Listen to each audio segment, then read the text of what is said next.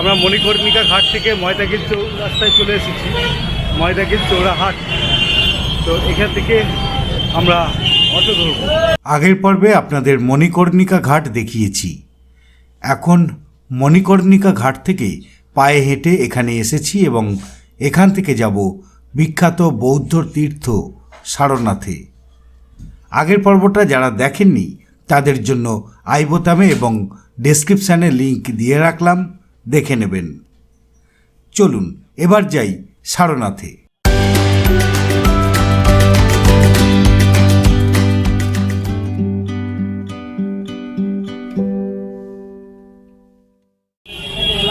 আমরা কালভৈরব রাজঘাটের দিকে যাচ্ছি।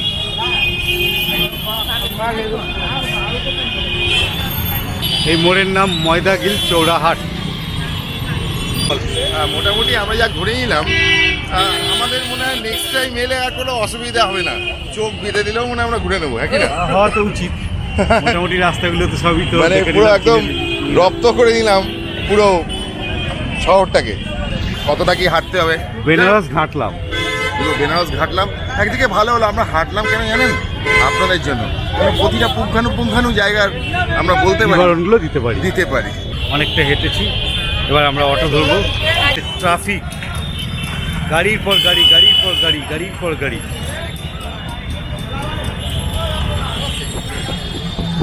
একটা টোটোয় উঠে পড়েছি, অবশেষে কান্নাকাটি করছিল বলে, নাহলে আমি ভাবছিলাম যে ওকে হাঁটিয়ে হাঁটিয়ে সারনাথে নিয়ে যাবো। টোটোটা আমি বুক করলাম, 150 টাকা নিল। ওই যে চৌমাথাটা দেখালাম আপনাদের, সেই চৌমাথা থেকে টোটো আমাদের রিজার্ভ শুধু ছেড়ে দেবে 150 টাকা নেবে। यहाँ से कितना टाइम लगेगा भैया? जाने में हाँ, ट्रैफिक नहीं मिलेगा तो बस आधी घंटा काफी है। आज कितना किलोमीटर है? अरे बहुत ज्यादा है, चलो। ओ 10 हाँ 10 मिनट। সারনাথ নামটি এসেছে সারঙ্গনাথ থেকে। সারঙ্গনাথ মহাদেব হলেন হরিণের দেবতা। তথ্য বলছে এখানেই কোথাও এই সারঙ্গনাথ মহাদেবের মন্দির আছে। বৌদ্ধরা দাবি করেন সারঙ্গনাথ বুদ্ধের এক অবতার। সর্বজীবের মুক্তিদাতা বুদ্ধই হলেন সারঙ্গনাথ।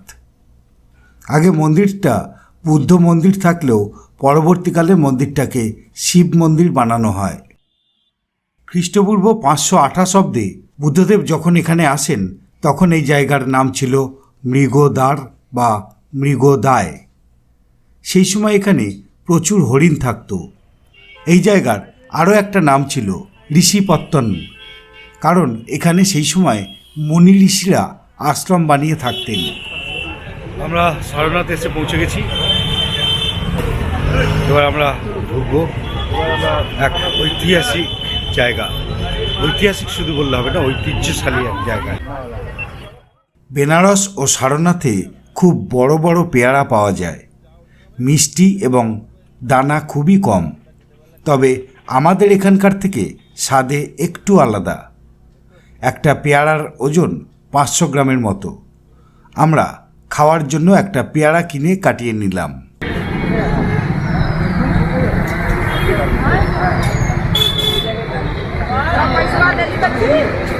দানা প্রায় নেই বললেই চলে, খুব কম। এই আমি কামড়ালাম, তার মধ্যে একটা দানা পেয়েছি। আর টেস্ট কিন্তু খুব সুন্দর, মিষ্টি। দুপুর 2টো বাজে, খালি পেটে পেয়ারা খাচ্ছি। এখন নতুন ডাক্তারি থিওরি বলছে খালি পেটে ফল, ভরা পেটে জল।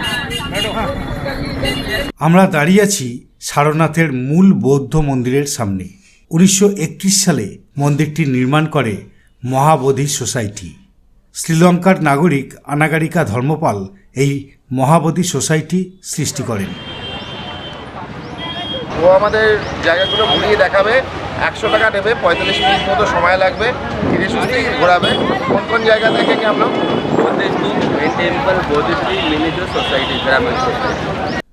রাস্তা পার হয়ে আমরা মন্দির চত্বরে প্রবেশ করলাম।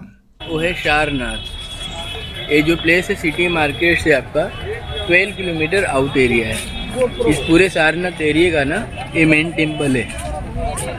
ये महात्मा बुद्ध गौतम बुद्ध जी का मेन टेम्पल है, जो एक श्रीलंका के मॉन्क जो थे अनागारिका धर्मपाल जी। পথের ডান দিকে আনাগারিকা ধর্মপালের একটি স্ট্যাচু রাখা আছে। গাইড মন্দির সম্পর্কে বলে চলেছেন। তার তথ্যগুলির মধ্যে কিছু ঠিক তথ্য যেমন আছে, তেমনি ভুল তথ্যও প্রচুর আছে। গাইডের দেওয়া তথ্য আমি কখনই নির্ভরযোগ্য বলে মনে করি না, তবুও গাইড রাখি জায়গাগুলো খুঁজে পাওয়ার জন্য।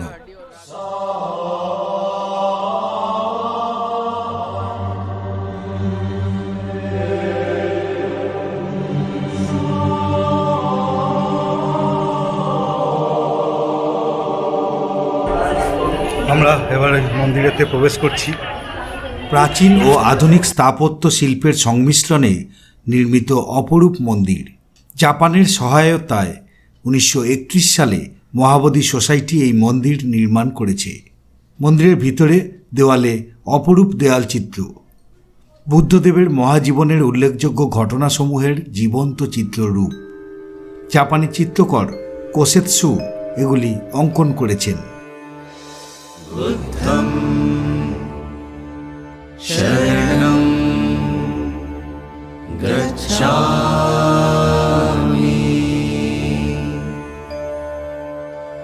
ধম্মং শরণং গচ্ছামি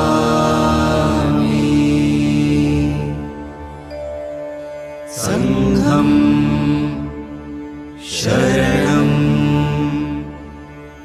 গচ্ছামি।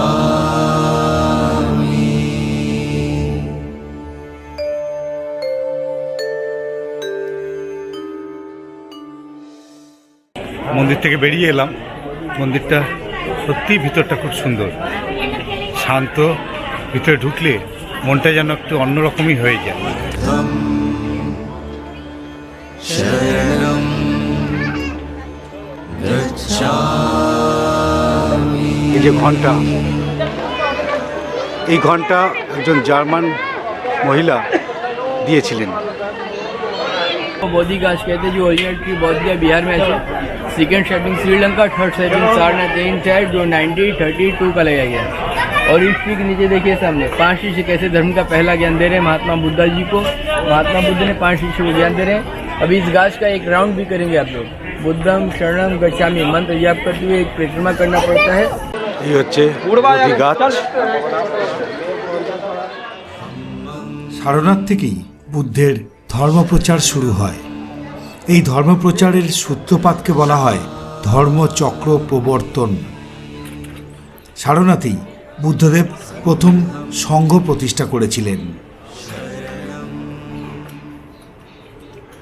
বুদ্ধদেব 37 বছর বয়সে সারনাথে এসেছিলেন। আমার বাঁ দিকে রয়েছে বুদ্ধদেবের মূর্তি, বেশ কিছু মূর্তি রয়েছে। বুদ্ধং শরণং গচ্ছামি। আমার পিছনেই রয়েছে বোধিবৃক্ষ। এইখানেই বুদ্ধদেব তার 5 জন শিষ্যকে প্রথম দীক্ষা দিয়েছিলেন এবং এই দীক্ষা দেওয়া থেকেই শুরু হয়েছিল বৌদ্ধ ধর্মের প্রচার। আমার পিছনে দেখতে পাচ্ছেন সেই স্ট্যাচু করে রাখা আছে। বুদ্ধদেব সেই 5 জন শিষ্যকে এখানে দীক্ষা দিচ্ছেন। ছোট ছোট বাচ্চাদের এডুকেশনাল ট্যুরে নিয়ে আসা হয়েছে। এইখানটাতে আসার পর বেশ একটা কেমন রোমাঞ্চ অনুভব হচ্ছে না? মনটা বেশ শান্তিতে পড়ে যাচ্ছে। হ্যাঁ, বুদ্ধদেব এখান থেকেই ধর্মপ্রচার শুরু করেছিলেন প্রথম। প্রায় এখন 4-5 হাজার, যীশু খ্রিস্টের জন্মেরও অনেক আগে তিনি এখানে বলছি, এসেছেন। এখন প্রায় 4-5 হাজার লোক ঘুরে বেড়াচ্ছে, কিন্তু একটা শব্দ নেই, চিৎকার চেঁচামেচি নেই, পুরো নিরিবিলি, কারণ এই জায়গাটাই এরকম। সামনেই দেখা যাচ্ছে বিখ্যাত ধামেক স্তূপ। আমরা এখন ওখানেই যাব। গুপ্তযুগে সারনাথ পূর্ণতা লাভ করে। চীনা পরিব্রাজক ফাহিয়েনের লেখায় সেই গৌরবময় অধ্যায়ের বিবরণ পাওয়া যায়। 5ম শতাব্দীতে গুপ্তযুগে নির্মিত এই ধামেক স্তূপের পাথর আনা হয়েছিল চুনার থেকে। ধামেক স্তূপের নিচের অংশটা পাথর দিয়ে তৈরি এবং উপরের অংশটা ইট দিয়ে তৈরি করা হয়েছিল। এই স্তূপটা মাটির কাছের ব্যাস 93 ফুট, ভিতসহ উচ্চতা 143 ফুট, মাটির উপরে রয়েছে 128 ফুট। ছোট ছোট খুপড়ি করা আছে, এরকম 8খানা খুপড়ি ছিল, প্রত্যেকটা খুপড়িতে বৌদ্ধ মূর্তি ছিল। খুপড়ির 8টা বুদ্ধ মূর্তি ছিল 8টি মুক্তিপথের প্রতীক। কাশীর মতো সারনাথও ধ্বংসলীলার শিকার হয়েছে। 1194 সালে কুতুবউদ্দিন আইবেক সারনাথকে সম্পূর্ণ ধ্বংস করে দেন। এই ধ্বংসলীলার ছবি আপনাদের পরে দেখাবো। এরপর এই ধামেক স্তূপের অনেকটাই ক্ষতি করেন কাশীর রাজা চৈত সিংয়ের দেওয়ান জগৎ সিং। 1790 সালে জগৎ সিং এখান থেকে ইট খুলে নিয়ে গিয়ে কাশীতে নিজের নামে জগৎগঞ্জ নামে এক বাজার নির্মাণ করেন। এই ধামেক স্তূপ তৈরি করতে গিয়ে যে সমস্ত পাথর, এই যে পাথরগুলো দেখতে পাচ্ছেন, এইসব পাথর কিন্তু এসেছিল চুনার থেকে। আমরা এরপরে চুনার যাব, আপনাদেরকে দেখাবো। আমরা এবার বাইরে বেরিয়ে এসেছি রাস্তায়, মেন রোড রাস্তায়। এবার মেন রোড থেকে একটু এগিয়ে যেতে হবে সামনের দিকে। 300 মিটারের মতো হেঁটে একটা বাঁকের মুখে এলাম। এখানেই টিকিট কাউন্টার। মূলগন্ধকুটি বিহার অর্থাৎ যেখানে অশোক স্তম্ভ ছিল এবং মিউজিয়াম, এই দুটি জায়গার টিকিট কাটতে হবে। দুটি জায়গার কম্বো টিকিটের মূল্য 30 টাকা। আপনি চাইলে এখানে QR কোড স্ক্যান করেও টিকিট কাটতে পারেন। টিকিট কেটে প্রথমেই ঢুকে পড়লাম মূল গন্ধকুটি বিহারে।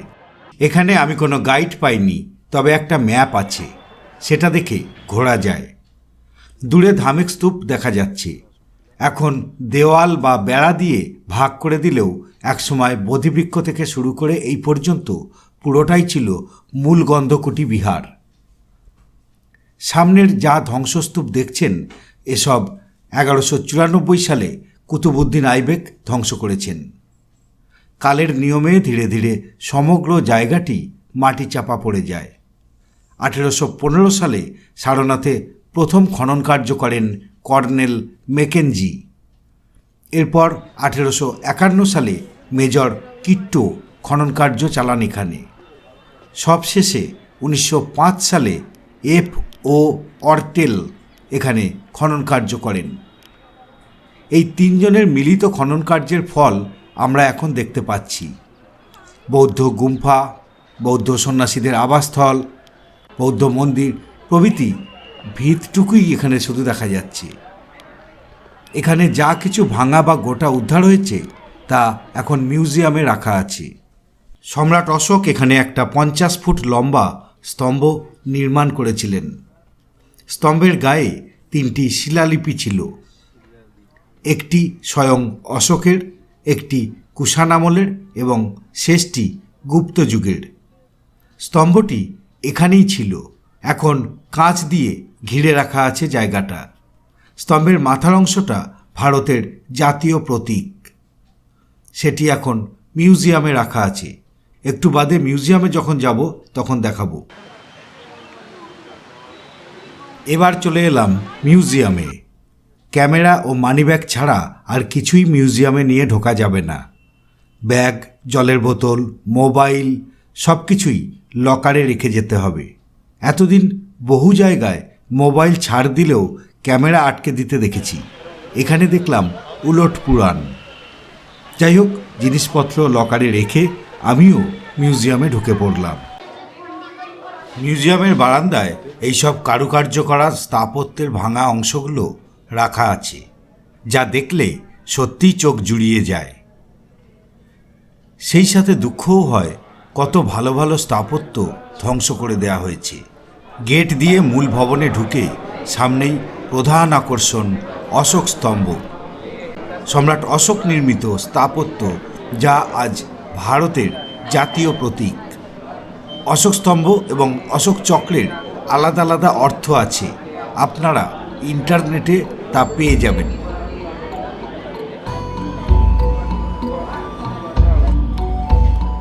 আপনাদের জানিয়ে রাখি, সারনাথের আবিষ্কৃত নিদর্শনগুলি নিয়ে প্রখ্যাত পুরাতত্ত্ববিদ স্যার জন এইচ মার্শাল 1904 সালে এই সংগ্রহশালাটি স্থাপন করেন।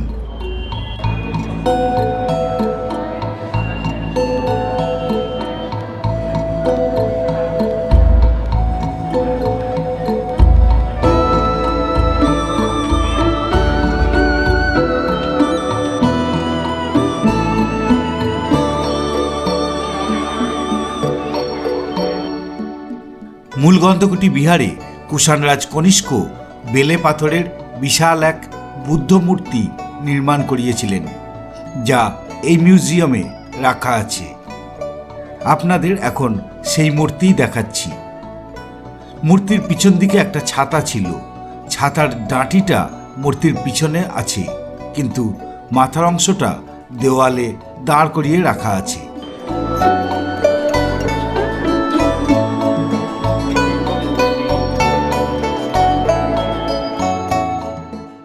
মিউজিয়াম থেকে ফেরার পথে বুদ্ধ মন্দিরের একটু আগেই শ্রী দিগম্বর জৈন টেম্পল। যাওয়ার সময় এটা দেখা হয়নি, এখন ফেরার সময় দেখব। গেট দিয়ে ঢুকে সোজা গেলে ধামেক স্তূপ, বাঁ দিকে গেলে জৈন টেম্পল। আমরা বাঁ দিকের রাস্তা ধরে সোজা এগিয়ে চললাম।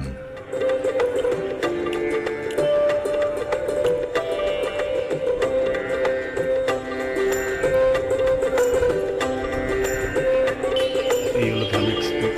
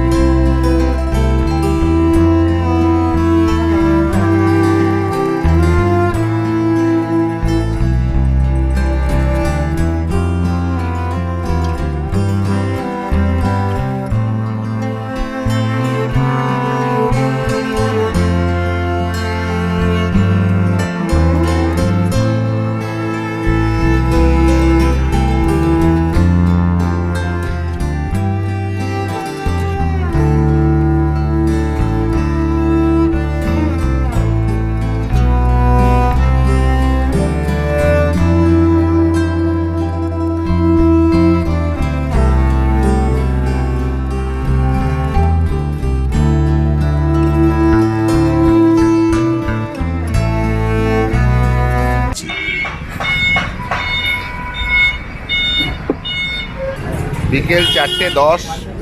এখানে সেরকম কোনো রেস্টুরেন্ট নেই, কতগুলো স্টল আছে, পাওভাজি, তারপর টিকিয়া, বার্গার এসব পাওয়া যায়। তা আপাতত স্বপ্নদার আমি পাউরুটি আর এটা কি আছে, ঘুগনি, হ্যাঁ ঘুগনি টাইপের একটা, এটাই পাওভাজি নাম দিয়েছে। নাকি পাওভাজি। সেই সকালবেলাতে খেয়ে বেরিয়েছি, এখনো পর্যন্ত কিচ্ছু খাওয়া হয়নি। এখন 4:10 বাজে। এই এখন এই 2 পিস পাউরুটি আর এই ঘুগনি খাচ্ছি। সারাদিন ধরে শুধু ওই চক্কর কেটেই যাচ্ছি, খাওয়ার টাইম পাইনি। এই পরিশ্রমের দাম প্লিজ আপনারা দেবেন। লাইক, কমেন্ট, শেয়ার, আর যারা সাবস্ক্রাইব করেননি চ্যানেলটা অবশ্যই করবেন। আমরা হচ্ছে আমাদের মানে বেড়ানো, নর্মাল বেড়ানো আর শুটিং, ডিফারেন্সটা হচ্ছে এইখানে। এবং পুরো পরিশ্রমটাই যাতে আপনারা ভালোভাবে ঘুরতে পারেন এবং সেই জায়গাটা সম্বন্ধে জানতে পারেন, অবশ্যই তার জন্য। শুধু আপনাদের জন্য, আপনাদের একটু সাপোর্ট চাই, আরও অনেক কিছু দেখাবো। যে ঘোড়াটা হয়তো আমরা 1 ঘন্টা 1.5 ঘন্টার মধ্যে ঘুরে ফেলতে পারতাম, সেটা আমাদের শুটিংয়ের জন্য লেগে যাচ্ছে প্রায় 3-3.5 ঘন্টা। আরও এরকম অনেক কিছু দেবো, সঙ্গে থাকুন, দেখতে থাকুন। আর এই ভিডিওটা কেমন লাগলো কমেন্ট করে জানাবেন। আর এরকম আরও ভিডিও দেখার জন্য চ্যানেলটা এখনই সাবস্ক্রাইব করে রাখুন। ভালো থাকবেন, ধন্যবাদ।